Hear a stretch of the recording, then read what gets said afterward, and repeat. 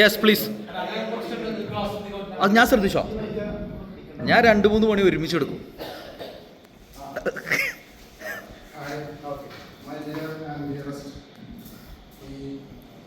പരിപാടിയിൽ ഇങ്ങനൊരു അവസരം കിട്ടിയതിൽ വളരെയധികം സന്തോഷിക്കുന്നു. ആദ്യമായിട്ടാണ് ഞാനിങ്ങനൊരു സ്പീച്ച് നടത്തുന്നത്. നമുക്ക് ഒരുപാട് ആഗ്രഹമുണ്ട് ഭാവിയിലൊരു ട്രെയിനറാവണം, മറ്റുള്ള ആളുകളുടെ സംഭവങ്ങൾ എത്തിച്ചു കൊടുക്കണം എന്നുള്ളത്. അപ്പം അതിനുള്ളൊരു ഓപ്പർച്യൂണിറ്റി ആയതുകൊണ്ട് വിനിയോഗിക്കുക എന്നുള്ളൊരു സമ്പ്രദായത്തിന് മനസ്സിൽ പോകുന്നുള്ളൂ.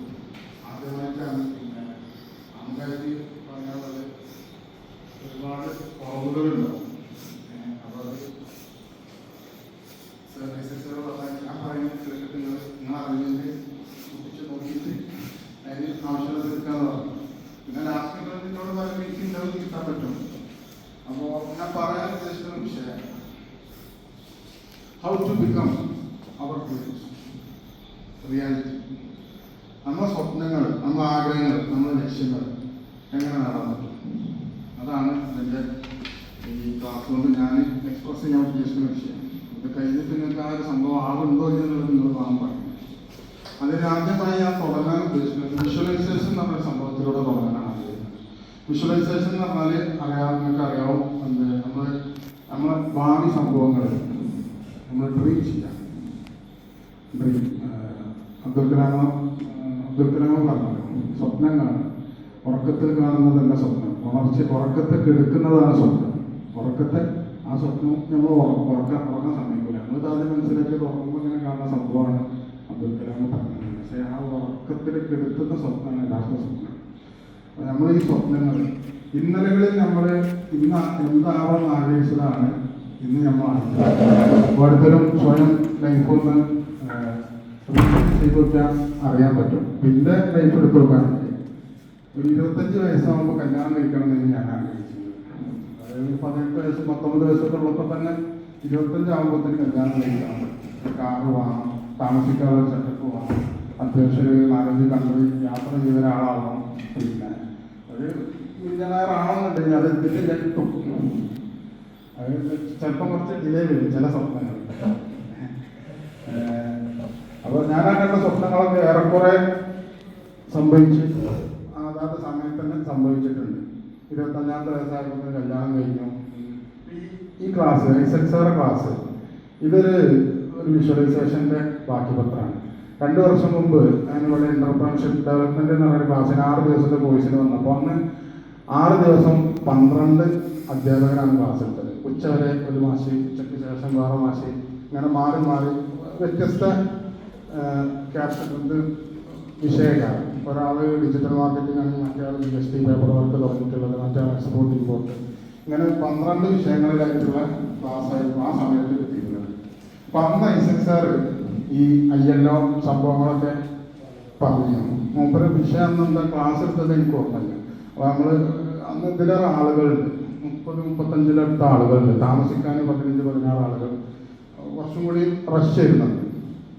SXR എന്ന് പറഞ്ഞു നമ്മൾ ഇങ്ങനെ അല്ലാതെ ഒരു 6 ദിവസം ഒരാഴ്ച മൊത്തത്തിൽ ഇതിൻ്റെ മാത്രമായിട്ടുള്ള ക്ലാസ് നിങ്ങൾക്ക് കിട്ടിയാൽ ഞാൻ ഈ പറയുന്ന വിഷയങ്ങൾ കിട്ടുള്ളൂ. SXR ഇപ്പോൾ ഇവിടെ ഇല്ലാത്ത മൂപ്പരെ കുറ്റം പറയാൻ പറ്റില്ല, മൂപ്പരുണ്ടെങ്കിൽ വേറെ പറയണ്ടേ. അപ്പോൾ അന്ന് മൂപ്പര പറഞ്ഞപ്പോൾ നമ്മൾ ചോദിക്കും ചെയ്തിന് ആഗ്രഹം പ്രകടിപ്പിച്ചു മൂപ്പരോട്, നിങ്ങളെ ഈ പറഞ്ഞ വിഷയങ്ങളൊക്കെ പറഞ്ഞാൽ നമുക്ക് ഉൾക്കൊള്ളാൻ പറ്റുന്നില്ല. അപ്പോൾ ഈ സംഭവം ഇങ്ങനെ ചെയ്യാൻ ഉദ്ദേശിക്കുന്നുണ്ട്, നിങ്ങളൊക്കെ വരുമോ നോക്കി ചോദിച്ചു. വരുമെന്ന് പറഞ്ഞു. ഞാനിപ്പോൾ വളരെ ഞാൻ ഇവിടെ വരുമ്പോൾ അറിയാം ഈ വ്യക്തിയാണ് ക്ലാസ് എടുക്കുന്നതൊന്നും 8 ദിവസം ഈ ഇദ്ദേഹത്തിൻ്റെ ക്ലാസ് മാത്രമായിട്ടൊന്നും അറിയാം. ഇവിടെ വന്ന് 2 ദിവസം കഴിയുമ്പോഴാണ് അറിയാത്തത് ഒരൊറ്റ സാഹചര്യം. അപ്പോൾ അന്ന് കണ്ട ഡ്രീമിൻ്റെ ഒരു ബാക്കിയാണല്ലോ, അന്നത്തെ റിയാലിറ്റി ഇപ്പോഴാണ് സംഭവിക്കുന്നത്. എനിക്ക് സംഭവിച്ച ഓരോ കാര്യങ്ങൾ പറയാം.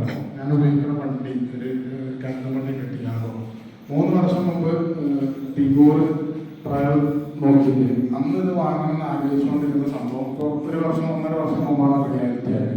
ഈ ഫോൺ ഇതേപോലെ S22 ഒരു സുഹൃത്തിൻ്റെ കണ്ട് ആഗ്രഹിച്ച് അതിന് സ്വപ്നം കണ്ടപ്പോൾ ഒരു കൊല്ലം മുന്നെയാണ് ഈ സാധനം കയ്യിൽ വന്നത്. ഒരു 2-2.5 വർഷം മുമ്പേ സ്വപ്നം കാണാൻ പറഞ്ഞു. ഈ സ്വപ്നം എന്ന് പറഞ്ഞ സംഭവം റിയാലിറ്റിക്ക് എങ്ങനെ വരുത്താം, ഇതാണ് പറയാൻ ഉദ്ദേശിക്കുന്നത്. അതിനൊരു സ്റ്റെപ്പ് ബൈ സ്റ്റെപ്പ് പ്രോസസ്സ് ഉണ്ട്. ഈ പ്രേമിക്കുന്ന പെണ്ണുങ്ങളെ എങ്ങനെ ആയിക്കോട്ടെ നമ്മൾ കണ്ടാൽ കറുത്തൊരാളും വെളുത്തവരും ഈ കറുത്ത ഒരു പെണ്ണും വെളുത്തരാണ് പരസ്പരം പ്രേമിച്ചത് ഒരു നിലക്കും ഒക്കാത്ത രണ്ടാളുകളാണെങ്കിലും പ്രേമിച്ച് ഇങ്ങനെ കുറച്ച് കഴിയുമ്പോൾ നമ്മൾ കേൾക്കാൻ പറ്റി സെറ്റായി കല്യാണം കഴിച്ചു എന്നുള്ള സംഭവം ഒരു നിലക്ക് നമ്മൾ ഉൾക്കൊള്ളാൻ പറ്റില്ല ഒരു പെണ്ണിനെ സെറ്റായി. എൻ്റെ ജ്യേഷ്ഠനെ എഴുതിയതാണ്. ജ്യേഷ്ഠന് 5-6 കൊല്ലം മുതച്ചിട്ട് പിന്നാലെ നടന്ന് ഒക്കെ ഞാൻ പിന്നെ ചരിത്രങ്ങൾ അറിയാം ആ സമയത്ത് അറിയാം. എന്നാൽ എല്ലാവരെയും പ്രേമിച്ച് കല്യാണം കഴിക്കുന്നവരൊക്കെ സ്ഥിതി ഒരു പിന്നാലെ നടന്ന് ചിലപ്പോൾ 10 കൊല്ലമൊക്കെ പിന്നാലെ നടന്ന് കിട്ടിയ ആളുകളുണ്ട്. ചിലർ ആ ഗോള് ഇട്ടിട്ട് പോകും. ഈ ഗോളിന്റെ പിന്നാലെ നടക്കേണ്ടത് അത് കിട്ടുന്നത് വരെ അതിന്റെ ഗോൾ നടക്കാൻ. ഇപ്പോൾ കാണിക്കാൻ വിൽക്കുന്ന 2-3 വിശ്വാസമുണ്ട്. ഒന്ന് വിക്രമിൻ്റെതാണ്. വിക്രമിനോട് രീതിയിൽ ചോദിക്കുന്നുണ്ട്, നിങ്ങളിങ്ങനെ സൂപ്പർ സ്റ്റാർ ആവുന്നുള്ളത് നിങ്ങൾ പ്രതീക്ഷിച്ചിരുന്നു? വിക്രം പറയുന്നത് ഞാൻ പ്രതീക്ഷിച്ചിരുന്നു, ഞാൻ സൂപ്പർ സ്റ്റാർ ആവുന്നുള്ളത് ഞാൻ പ്രതീക്ഷിച്ചിരുന്നു. ഞാൻ 9ാം ക്ലാസ് 10ാം ക്ലാസ്സൊക്കെ ആയപ്പോൾ ആക്സിഡന്റ് ആയി കാല് പോയി, ഡോക്ടർ പറഞ്ഞ് കാല് മോശം. നിങ്ങൾ കേട്ടിട്ടുണ്ടാവും ആ സംഭവം. അതുപോലെ കേറ്റ് വിൻസ്ലെറ്റ് ടൈറ്റാനിക്കിലാണ്. ആള് റീഡർ എന്ന പടത്തിൽ ഓസ്കാർ വാങ്ങിയിട്ട് കയ്യിലിങ്ങനെ ഇട്ടിട്ട് പറയുന്നത്, ഞാൻ 8ാം ക്ലാസ്സിൽ നിന്ന് ബാത്റൂമിൽ വിളിക്കുമ്പോൾ ഈ സാധനം കയ്യിൽ പിടിച്ചിട്ട് ഞാൻ ഇവിടെ പ്രസംഗിക്കുന്ന പ്രസംഗം പ്രസംഗിച്ചു. ചന്ദിൻ്റെ കയ്യിൽ ഇതിന് പകരം ഷാമ്പൂ ബോട്ടിലായിരുന്നു. അതായത് 8ാം ക്ലാസ് പഠിക്കുമ്പോൾ ആൾ ഡ്രീം ചെയ്യുന്നുണ്ട് ഓസ്കാർ കയ്യിൽ വരുന്നത്. അത് വന്നത് ആളെ അത്ര 30ാമത്തെ വയസ്സല്ലോ ഏറ്റവും. ഈ സ്വപ്നങ്ങൾ എന്നാണ് ഇത് റിയാലിറ്റി ആകുന്നില്ല. ഷാറൂഖ് ഖാൻ പറയുന്നത് 12 കൊല്ലം കൊണ്ടൊക്കെയാണ് അവൻ്റെ ഫസ്റ്റ് പടം ഇറങ്ങിയ സമയത്ത് ആള് ഓട്ടോറിക്ഷക്കാർക്ക് നോട്ടീസ് കൊടുക്കാൻ വേണ്ടിയിട്ട് റോട്ടിൽ കൂടെ അങ്ങോട്ട് വിട്ടു പോകുന്ന സംഭവങ്ങൾ. അതേമാതിരി പൃഥ്വിരാജിൻ്റെ ഒരു 15 കൊല്ലം മുന്നത്തെ ഒരു സംഭവം. 20 വർഷം കഴിയുമ്പോൾ പൃഥ്വിരാജ് ആരാവുമെന്ന് ചോദിക്കും.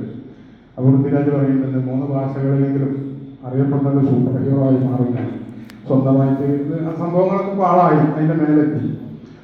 എന്നതുപോലെ നാളത്തെ ഒരു കേറ്റ് വിൻസ്ലെറ്റോ അല്ലെങ്കിൽ പൃഥ്വിരാജോ അതിൻ്റെ മേലെയൊക്കെ പോകാനും പൊട്ടൻഷ്യലുള്ള ആളുകളാണ് നമ്മൾ. ഈ ഒരു സാധനം അതിന് നിർബന്ധമാണ്. ഞാൻ മനസ്സിലാക്കിയ പ്രകാരം ഈ വിഷ്വലൈസേഷൻ നമ്മുടെ ഡ്രീംസ് അത് കണ്ടുകൊണ്ടേ കാണാതെ നമ്മളെത്തില്ല. അതിന് ഏറ്റവും വലിയ നമുക്കുള്ളൊരു റിയാലിറ്റിയുടെ ഉദാഹരണമാണ് എന്ത്, ഇന്നലകളിലെ നമ്മളുടെ ചിന്തകളാണ് ഇന്നത്തെ നമ്മൾ. ഇപ്പോൾ ഇവിടെ ഇരിക്കുന്ന നമ്മൾ ഓരോരുത്തരും ഇവിടെ താമസിക്കുമ്പോൾ ഭക്ഷണം കഴിക്കുമ്പോൾ ഒന്ന് പുറകോട്ട് ചിന്തിച്ച് നോക്കുകയാണെങ്കിൽ നമ്മൾ ഈ സംഭവങ്ങൾ കണ്ടിട്ടുണ്ടാവും. നമ്മുടെ മനസ്സിൽ സ്വപ്നങ്ങളിൽ എവിടെയെങ്കിലും അറ്റാച്ച് ആയിരുന്നു. അപ്പൊ അങ്ങനെ നമുക്ക് മാലിക്കാനെ കാണുമ്പോൾ ഞാൻ എവിടെയൊക്കെ കണ്ടിട്ടുണ്ടാണ്. അതായത് നമ്മൾ നേരിട്ടാവില്ല കണ്ടത്, നമ്മളൊരു ഉപബോധ മനസ്സിൽ എവിടെപ്പോ നമ്മൾ വിജയിച്ചിട്ട് അതേപോലെ കണ്ടിട്ടില്ല. പക്ഷെ നമുക്ക് ഒരു മുഖപരിചയം എന്നറിയും. നമ്മൾ ഈ ഇങ്ങനെ പങ്കെടുക്കുന്ന ഒരു സംഭവം പ്രകൃതി തീരുമാനിച്ച വിഷയമാണ്. നമ്മളിത് ആഗ്രഹിച്ചതാണ്. ഇങ്ങനെ പങ്കെടുക്കണം, അറിയാത്ത ആളുകളുടെ കൂടെ താമസിക്കണം, കുറെ ഫലിതങ്ങൾ കാര്യങ്ങൾ താമസികൾ ഇങ്ങനെയൊക്കെ ഐസക് സാറെ കൂടെ നിൽക്കണം ആഗ്രഹിച്ചതാണ് 2 കൊല്ലം മുമ്പ്. ഇന്നാണ് സാധ്യമായത്. അപ്പോൾ ഇതൊക്കെ നമ്മുടെ മുമ്പത്തെ ചിന്തകളുടെ ഒരു റിയാലിറ്റിയാണ് ഇന്ന് സംഭവിക്കുന്നത്. നമ്മൾ ശരിക്കും ആലോചിച്ചാൽ അത് അറിയാൻ പറ്റും. അപ്പൊ നമ്മളെല്ലാ ചിന്തകളും നമ്മൾ ശരിക്കും ഒരു പടച്ചോനാണ്. പടച്ചോൻ വിചാരിച്ചതേ സംഭവിക്കുള്ളൂ എന്നാണ്. പടച്ചോൻ വിചാരിച്ചതേ സംഭവിക്കുള്ളൂ എന്നാണ്. നമ്മളാണ് ശരിക്കും പടച്ചോൻ. നമ്മൾ വിചാരിക്കുന്ന കാര്യങ്ങളാണ് സംഭവിക്കുന്നത്. നമ്മളിപ്പോൾ ഒരു സ്പിരിറ്റിന്റെ ഷർട്ട് എടുക്കണം, പാൻറ് എടുക്കണം, മുമ്പ് ആഗ്രഹിച്ച് നമ്മൾ പിന്നെ എടുത്തിട്ടുണ്ടാവും. അങ്ങനെ ഓരോ സംഭവങ്ങളും നമ്മൾ കാർ എടുക്കുന്നത്, ബൈക്ക് എടുക്കുന്നത് ഒക്കെ അതിൻ്റെ 2, 4, 5 വർഷങ്ങൾക്ക് മുമ്പ് ആലോചിച്ച് സ്വപ്നം കണ്ട കാര്യങ്ങളാണ് നമ്മളിൽ റിയാലിറ്റി ആയിട്ട് വരുന്നത്. അപ്പൊ അതിലൊന്ന് നമ്മൾ ഫോക്കസ് ചെയ്ത് അതൊന്ന് സിസ്റ്റമാറ്റിക് ആക്കി കഴിഞ്ഞാൽ നമ്മൾ എന്താണ് ഉദ്ദേശിക്കുന്നത് ആ സംഭവങ്ങൾ നമുക്ക് അട്രാക്ട് ചെയ്തെടുക്കാനും പറ്റും. നമുക്ക് വരുന്ന ദുരന്തങ്ങൾ ഇല്ലാതാക്കാനും പറ്റും. അസുഖങ്ങൾ തരരുതെന്ന് പ്രാർത്ഥിച്ചാൽ സുഖം തരും, അസുഖം തരാം. എൻ്റെ കുട്ടിക്ക് പുറത്തിറങ്ങാൻ പഞ്ഞടിച്ചു ഉമ്മ കൊണ്ട് പറയുകയാണെങ്കിൽ ആ കുട്ടിക്ക് പഞ്ഞടിച്ചു, അതിൻ്റെ അസുഖം മാറില്ല, ഹോസ്പിറ്റലിലേക്കാണ്. എൻ്റെ കുട്ടിക്ക് പഞ്ഞൊന്നും വരില്ല, ആ ഉഷാറാണ്, ആരോഗ്യമുള്ള കുട്ടികളാണോ ചളി കടന്ന് കൊടുക്കാനൊന്നും വരും. ഈ റോഡ് സൈഡിലെ ആരോഗ്യ സ്ത്രീകളെ മക്കളൊക്കെ എന്തൊക്കെ ഇതിലൊക്കെ നിൽക്കുന്നത്, എന്തെങ്കിലും അസുഖം ഉണ്ടോ അവർക്ക് ഓല അതിനെ ചിന്തിക്കണില്ല. നമ്മളിത് ചിന്തിക്കും ചെറിയ എന്തെങ്കിലും സംഭവിക്കും. ഈ ചിന്തകളാണ് ഇത് കൊണ്ടുവരുന്നതാണ്. അപ്പൊ അത് കടം തരരുതേ, കടം താഴത്തേന്ന് ആലോചിച്ചാൽ കടം ഉണ്ടാവുള്ളൂ. നമ്മളൊരു ഉപബോധ മനസ്സുണ്ട്, ആ മനസ്സാണ് ഇതൊക്കെ സംഭവിപ്പിക്കുന്നത്. പ്രകൃതിനായിട്ട് ഈ മനസ്സ് ചേർന്ന് നിൽക്കുകയാണ്. ഈ മനസ്സിനോട് നമ്മൾ കടം തരരുതേ എന്ന് പറയുമ്പോൾ കടം എന്നുള്ള വാക്കാണ് ഈ ഉപബോധ മനസ്സ് ക്യാച്ച് ചെയ്യുക. കടം. അസുഖം തരരുതേ എന്ന് പറയുമ്പോൾ അസുഖമാണ് ക്യാച്ച് ചെയ്യുക, തരരുതെന്ന് ക്യാച്ച് ചെയ്യുക. നമ്മൾ സുഖം എന്ന് പറയുന്നത് എനിക്ക് സുഖം വേണം, എനിക്ക് ഒരുപാട് പണം വേണം, എനിക്ക് വീട് വേണം, ബംഗ്ലാവ് വേണം, ഫ്രണ്ട്സ് വേണം, എന്തൊക്കെയാണോ വേണ്ടത് ആ സംഭവങ്ങളൊക്കെ നമ്മൾ വേണം എന്നിങ്ങനെ ചിന്തിച്ച് കഴിഞ്ഞാൽ അതൊക്കെ വരും. നെഗറ്റീവായിട്ടുള്ള ഒരു സംഭവം നമ്മൾ ചിന്തിക്കാറില്ല. അപ്പോൾ മേശുകളോടും ഒരാൾ ചോദിച്ചാൽ നമുക്ക് ഈ ആളുകൾ കുറ്റം പറയുമ്പോൾ അതിൻ്റെ വിഷമം, അത് അവരുടെ ജോലിയില്ലേ, അവർ ചെയ്യട്ടെ, അവർക്ക് അതുകൊണ്ട് എന്താ ലൈക്കും ഷെയറൊക്കെ കിട്ടി അവർ ജീവിക്കല്ലേ, ഒക്കെ ഒരു സംഭവം. മോഹൻലാലും പറഞ്ഞത് അതേ മറുപടിയാണ്. അപ്പോൾ ഇവരുടെ ഒരു പോസിറ്റിവിറ്റി എത്രത്തോളാണെന്നുള്ളതാണ്. എന്ത് സംഭവിച്ചാലും ഒരു പോസിറ്റീവായിട്ട് സാർ പറഞ്ഞാൽ ഞാനൊരു ഡയമണ്ടാണ്, ആ ഒരു ചിന്ത ഉണ്ടെങ്കിൽ തന്നെ ഞാനൊരു പോരാത്തവനാണല്ലോ എന്ന് ആലോചിച്ച് കഴിഞ്ഞാൽ നമ്മൾ പോരാത്തവനായി മാറും. അപ്പോൾ നമുക്ക് നമ്മുടെ ചിന്തകളെ സെറ്റ് ചെയ്യാം. അതേപോലെ ഇതിനൊരു പ്രോസസ്സ് ഉണ്ട്, ഒരു തിങ്ക് ആൻഡ് ഗ്രോ എന്നാണ്. 500ഓളം വിജയിച്ച ആളുകൾ, പൈസക്കാരല്ല, എല്ലാവർക്കും പൈസ ആവുകയും ചെയ്യാം, ചിലർക്ക് പൊസിഷനേക്കാരും, ചിലർക്ക് കരിയറേക്കാരും, പലർക്കും പലതായിരിക്കും. അപ്പോൾ അതിനാ വിജയിച്ച ആളുകളുടെ 500 ആളുകളെ എടുത്തിട്ട് ഒരു സ്റ്റഡി നടത്തിയ പുസ്തകമാണ് തിങ്ക് ആൻഡ് ഗ്രോ. ഈ 500 ആളുകൾ കോമൺ ആയിട്ട് ചെയ്യുന്ന സംഭവങ്ങളുണ്ട്. കോമൺ ആയിട്ട് 500 ആളുകൾ ആ കാര്യങ്ങൾ ചെയ്യും. സിമ്പിളാണ്. രാവിലെ എണീക്കുക, ആളുകളൊന്നും കുറ്റം പറയുക, നല്ലതേ പറയുള്ളൂ, അങ്ങനെ കുറച്ച് സിമ്പിൾ ടെക്നിക്സുകൾ. അപ്പോൾ ഇതിലിപ്പോൾ ഈ വിഷ്വലൈസേഷൻ്റെ ഒരു പ്രാധാന്യം കാണിക്കുന്നതിന് 2-3 വിഷ്വൽസ് കാണിക്കുന്നുണ്ട്.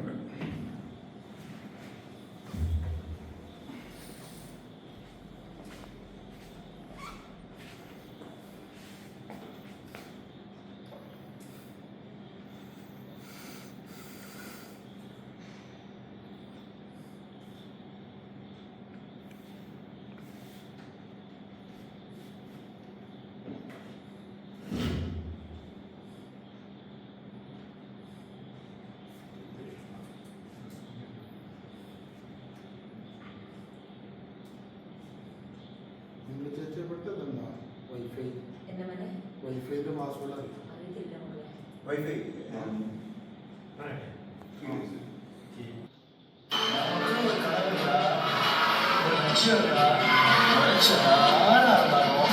நீங்க நினைக்க முடியாத அளவுக்கு